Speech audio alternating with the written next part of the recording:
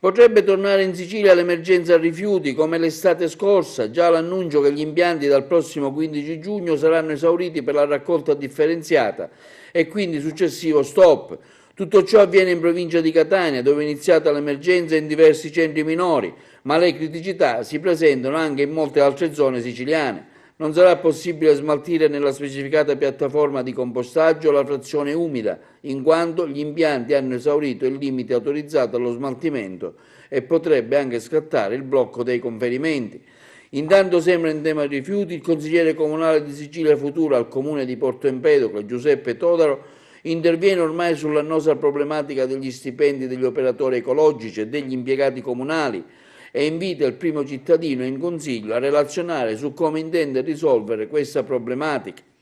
Afferma Todaro, visto il grave problema che ormai attanaglia le famiglie degli operatori ecologici che da 8 mesi non percepiscono lo stipendio, in quanto il Comune non paga le fatture alle imprese che hanno il servizio dello smaltimento dei rifiuti, visto il sit-in fatto dai sindacati il 17 maggio 2017 e quello programmato per venerdì 19 maggio che ha visto e vedrà gli operatori ecologici manifestare davanti il Palazzo di Città e già preannunciato sciopero che si terrà la prossima settimana.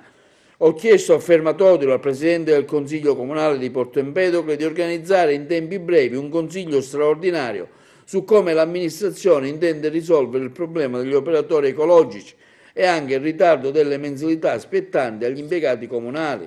Gli empedoclini, afferma Todaro, non possono subire ancora il danno di pagare la tassa sui rifiuti più alta di sempre, anche la beffa di non avere un servizio adeguato e tenersi i rifiuti dentro le proprie abitazioni.